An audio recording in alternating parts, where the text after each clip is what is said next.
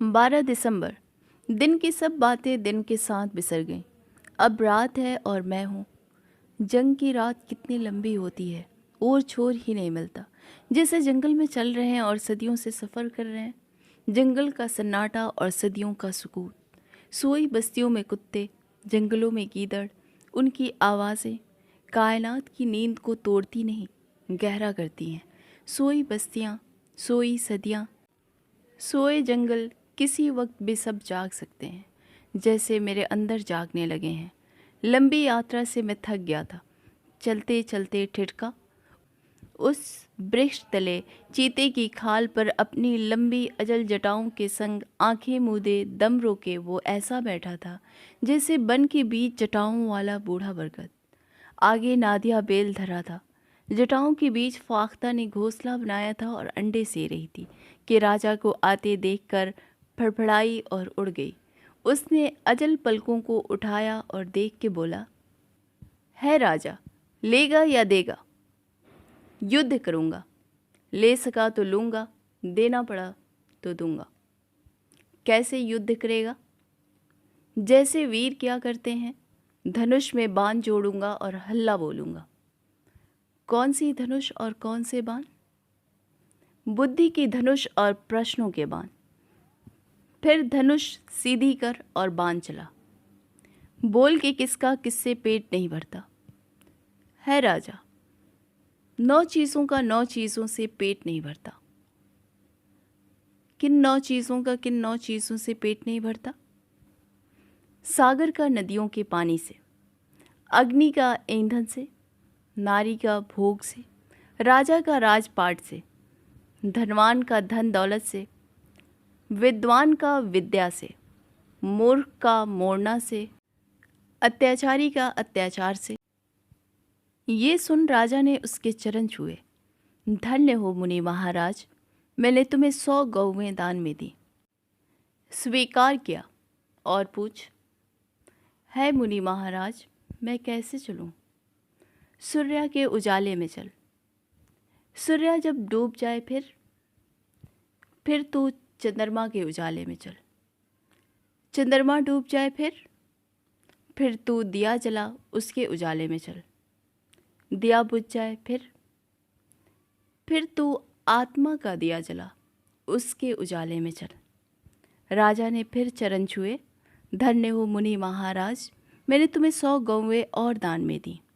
राजा ने फिर धनुष सीधी की, बाण जोड़ने लगा था कि मुनि बोला, राजा बस कर। किस कारण बस करूं? इस कारण के संसार में गौवें थोड़ी हैं, पूछने की बातें बहुत हैं। मैंने उसे, उसने मुझे देखा। क्या मांगता है? शांति। शांति? शांति? अचरज से मुझे देखा। भूसागर में शांति? देखे गया। फाख्ता का घोंसला खाली था। सर को झटका के अंडे गिरे और टूट गए। सायरन। फिर कुत्ते जाग उठेंगे। आसमान पर फिर घूं घूं होने लगी। आवाज़ तेज़ होते होते कानों के पर्दे फाड़ देने वाली खड़खड़ाहट बन गई। आज तीसरे पहर से हमला करने वाले तैयारे बहुत नीचे उड़ रहे थे। तेज़ी से आते थे और गुजरते चले जाते थे, बगैर गोला गिराए। उसने सामने रखी टिक टिक करती घड़ी पर नज़र डाली। 7:30 बजने वाले थे। यलगार है और उसे याद आया कि 65 में जंगबंदी की रात को भी ऐसा ही हुआ था। सोते सोते मैं एकदम से जाग पड़ा। कमरे की दीवारें हिल रही थीं, खिड़कियां और दरवाजे झंझना रहे थे। मैंने घड़ी पर नज़र की। 12 बज रहे थे। मैं हैरान हुआ और खौफज़दा हुआ। इस घड़ी तो तोपों को खामोश हो जाना चाहिए था। क्या जंगबंदी का मुआहदा नाकाम हो गया और जंग दोबारा शुरू हो गई? तोपें इस शोर से गरज रही थीं कि पिछली 16 रातों की गरज और धमक उसके मुकाबले में मांद पड़ गई। मगर एकदम से गरज और धमक रुक गई। कामिल सुकूत, अथाह सन्नाटा। अभी वो गरज और धमक थी कि ज़मीन हिल रही थी और दीवारें लरज़ रही थीं, और अब एकदम से इतना सुकूत, इतना सन्नाटा। मैं दहल गया। शायद जंग से ज़्यादा जंग बंदी दहशतनाक होती है। मैं एक दहशत से निकलकर दूसरी दहशत में सांस ले रहा हूँ, ज़्यादा गहरी दहशत में। फिर मैं सुबह तक न सो सका। घड़ी की सुई 29वें मिनट से एक लंबा दहशत भरा सफ़र करके 30वें मिनट पर जा टिकी है। आसमान खामोश है तो हिंदुस्तान के तैयारे आखिरी बार अपना तंतना दिखाकर वापस जा चुके हैं। गोया जंगबंदी हो चुकी है। मैं उठकर दरीचा खोलता हूँ, बाहर झांककर आसमान को देखता हूँ, फ़िज़ा में दूर तक नज़र दौड़ाता हूँ। कुछ नज़र नहीं आता। फ़िज़ा तारीक, पूरा शहर अंधेरे में गर्क है। अफजाल ठीक कहता था, बाहर कुछ भी नहीं है। मैं दरीचा बंद करता हूँ और अंधेरे कमरे में टटोलते टटोलते अपने पलंग पर आ लेटता हूँ। बाहर कुछ भी नहीं है। अफजाल ठीक कहता था, बाहर सब उसी तरह है। फिर ये सब कुछ कहाँ हुआ है? फिर ये धुआं सा कहाँ से उठता है? कहाँ से? मेरे अंदर से। मगर मैं खुद कहाँ हूँ? यहाँ या वहाँ? वहाँ गिरे हुए शहर में। और गिरा हुआ शहर? मगर गिरा हुआ शहर तो मैं खुद हूँ। दिल हमारा गोया दिल्ली शहर है। शहर जब गिरता है और आदमी जब ठहता है, जब कड़ियल जवान कुबड़े हो जाते हैं और घर के रखवाले थरथराने लगते हैं, और जब हमने तुमसे ये अहद लिया था कि आपस में खुरेजी मत करना और अपनों को अपने मुल्क से मत निकालना, फिर तुमने इसका इकरार किया था और तुम इसके गवाह हो। फिर वही तुम हो कि अपनों को कत्ल करते हो और अपनों में से एक ग्रोह को मुल्क से निकालते हो।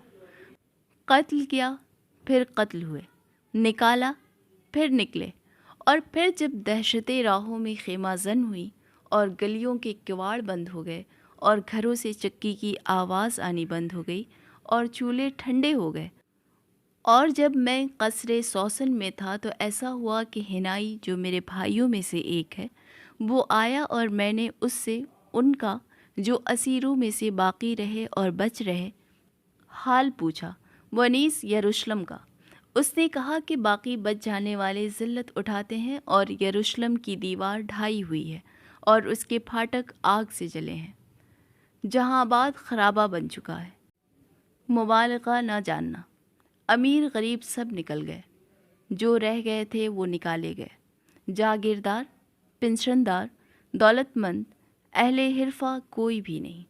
मुफस्सिल हालात लिखते हुए डरता हूँ। मुलाजमान किला पर शिद्दत है और बाज़ पुरस और दारोगीर में मुब्तला हैं। अपने मकान में बैठा हूँ, दरवाजे से बाहर नहीं निकल सकता। रहा ये कि कोई मेरे पास आवे। शहर में है कौन? घर के घर बेचराग पड़े हैं। है मोजज़िन एक कुलज़ुमे खूं, काश यही हो। वो एक बेकली के साथ उठ के बैठ गया। अंधेरे में आंखें फाड़ फाड़ कर इर्द गिर्द देखा। मैं कहाँ हूँ? कहाँ कहाँ किस किस की कही हुई बातें, कब कब के किस्से। मेरा दिमाग हंडिया की तरफ पक रहा है।